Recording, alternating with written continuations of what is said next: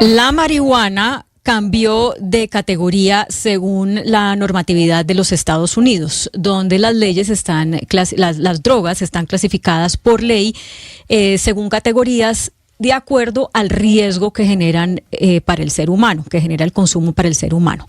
El presidente Biden anunció formalmente algo que ya se había dicho por parte de la oficina estatal que maneja los temas de drogas en Estados Unidos desde hace un par de semanas. Pero ya el presidente Biden formalizó el cambio. ¿Qué fue lo que hizo? Trasladar la marihuana a la lista 3. La lista 3 es una categoría que incluye esteroides, anabólicos, testosterona y ketamina, por ejemplo. Esa lista reúne a drogas que tienen un potencial de dependencia física y psicológica de moderado a bajo. Antes, la marihuana se encontraba en la categoría 1, junto a otras drogas como la heroína, el LSD y la MDMA. Son drogas que se consideran de mayor riesgo de abuso y que no tienen uso médico reconocido. Para hablar de este cambio de categoría de la marihuana en los Estados Unidos, hemos contactado al doctor Hugo Gallego Rojas, que es médico toxicólogo, especialista en adicciones, con más de 20 años de experiencia en programas de prevención, diagnóstico, abordaje y tratamiento de las adicciones. Doctor Gallego, bienvenido a Mañanas Blue. Cordial saludo, muchísimas gracias para ustedes y toda su audiencia. ¿Qué opinión le merece este cambio de categoría que ha hecho el gobierno de los Estados Unidos de la marihuana? Pues creo que estaban en mora de realizar este cambio desde el punto de vista del mecanismo y de los riesgos pues, de toxicidad y adicción de la sustancia como tal. Entonces, desde el punto de vista clínico o médico, se explicaría el que debería haber sido catalogada o clasificada en dicha categoría. Pero no obstante, lo que debe analizarse de esta clasificación, que fue hecha por la Junta Internacional de Fiscalización de Estupefacientes, es en la época en la cual se generaron las listas, que eran como en el auge del narcotráfico, y en esa época, en la década de los 60, 70, era como el auge marimbero, o sea, de la marihuana como tal. Entonces, como por otro tipo de razones, las incluyen en esa lista en aquella época. Y a raíz de toda esa problemática de narcotráfico y de todas estas serie de situaciones, pues la mantuvieron allí, pero a raíz como de la presión internacional, de la sociedad civil, en donde han estado, por ejemplo, en algunos países, ya mismo en Estados Unidos, en más de 20 estados, legalizando incluso el uso recreativo adulto y también, obviamente, el uso medicinal de los cannabinoides, pues entonces, ese es una decisión que hay que analizar, claro, pero en ese contexto. Doctor, yo quiero interrumpirlo porque usted menciona el tema de la presión. Y usted dice, debido a las presiones se da esta decisión. ¿Usted no está a favor de la legalización y de reducir el riesgo de la marihuana como droga? No, no es eso. Yo lo que estoy diciendo es que, mire, las decisiones son políticas. Mire que vienen unas elecciones en noviembre. Y esto es bastante interesante, pues, para Biden, el tener, por ejemplo, las personas que están muy a favor, por ejemplo, de bajarlo ahí en la lista y todo esto. O sea, las decisiones son de ese, por eso le dije yo, desde el punto de vista clínico debería estar como en ese nivel 3 o en la lista 3.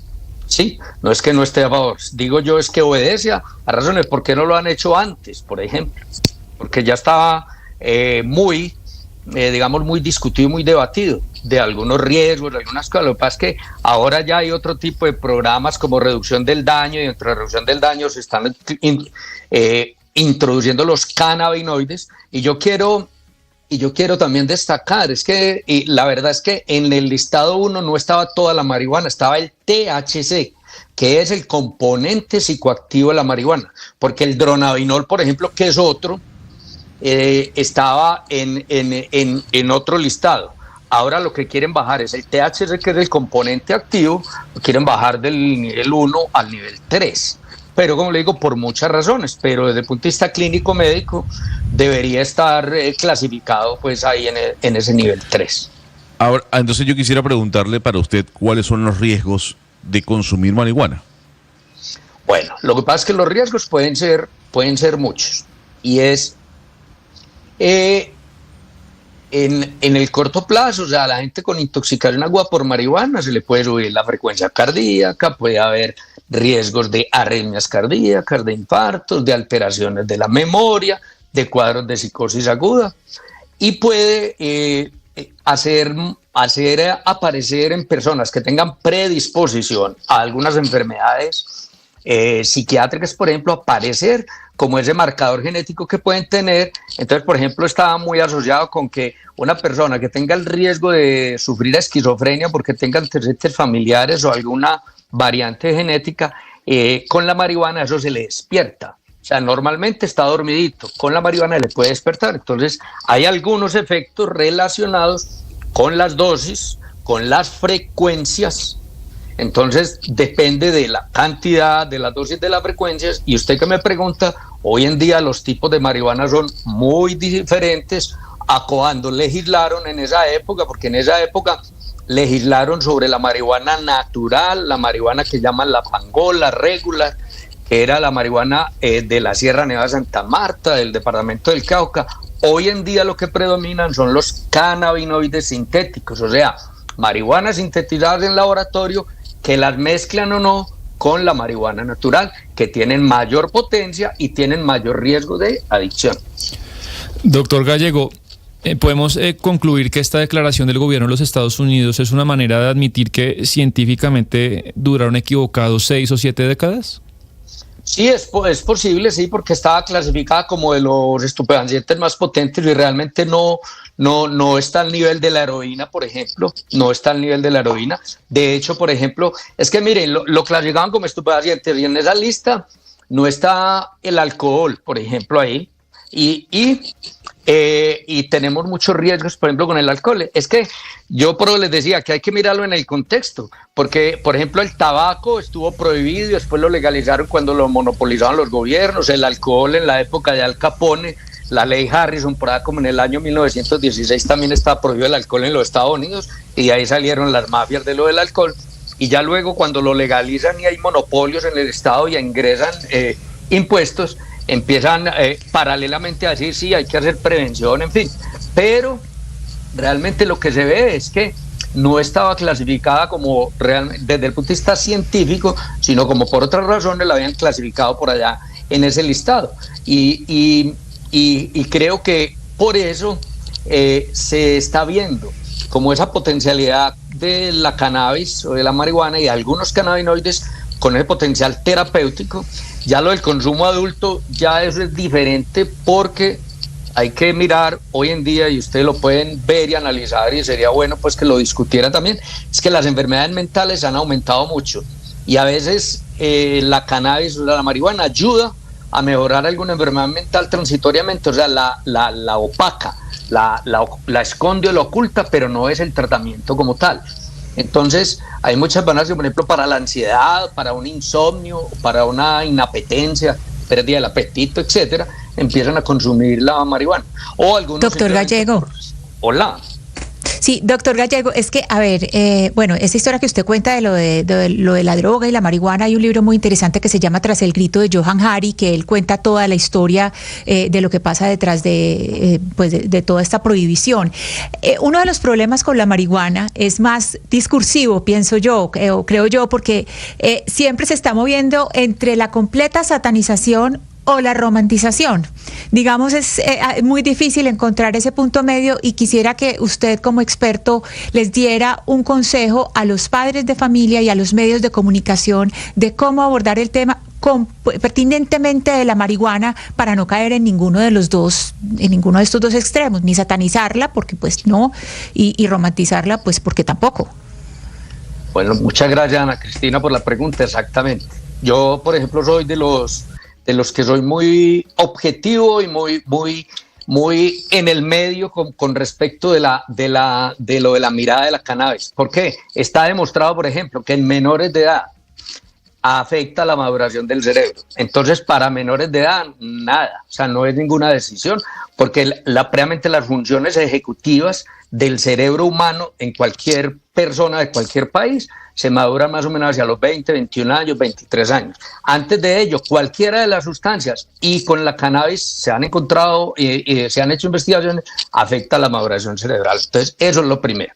En segundo lugar, cuando se habla, por ejemplo, del consumo adulto, que hace poquito en Alemania lo aprobaron y lo celebraron, ¿cierto?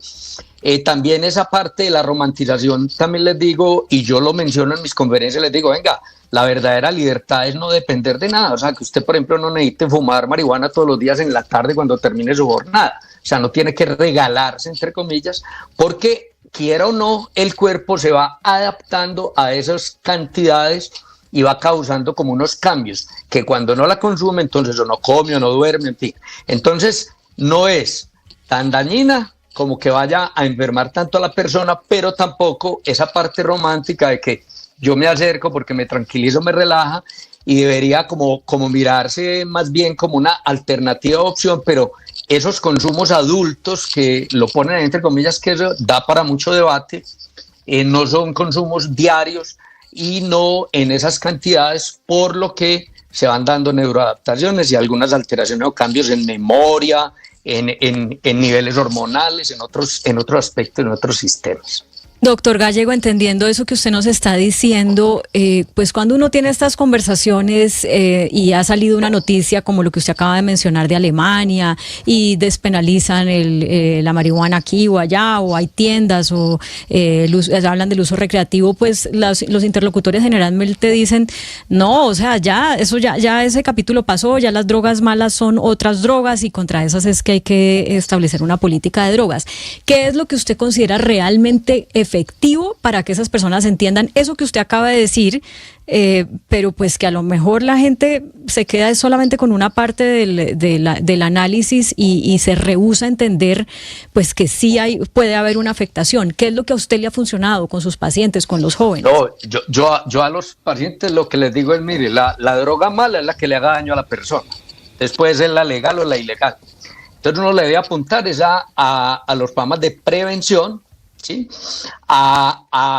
Por ejemplo, a la identificación de los riesgos. Yo lo he planteado en mis conferencias, yo le digo, venga, así como a usted para conducir un auto le hacen un curso previo y le dan un certificado o una aprobación de ese curso.